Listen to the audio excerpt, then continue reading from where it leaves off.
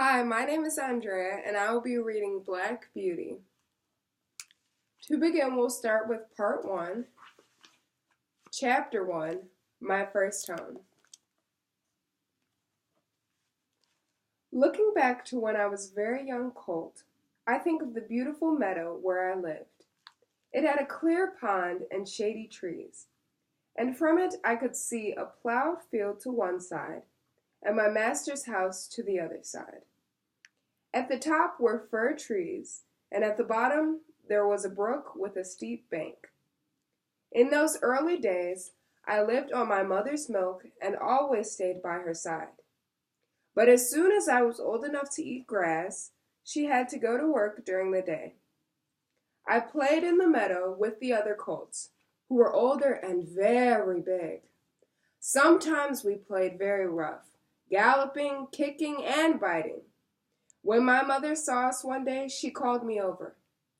"Your friends are very good colts," she said, "but they have not learned manners. I don't think you have ever seen me bite.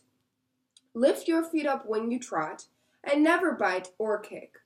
I want you to grow up to be gentle and never learn bad ways."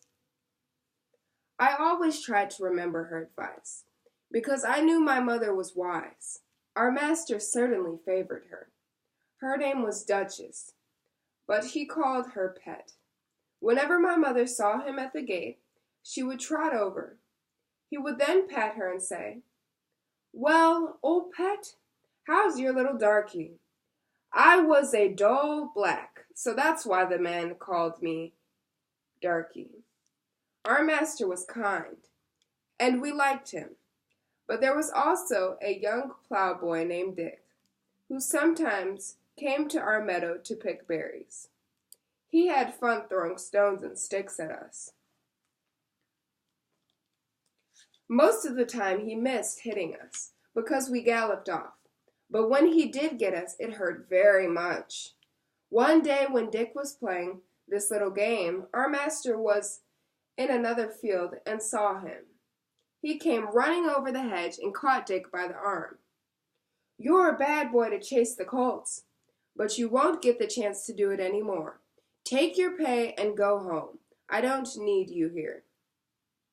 Old Daniel, the man who looked after all of us, was as gentle as our master. So when Dick left, we were very well off.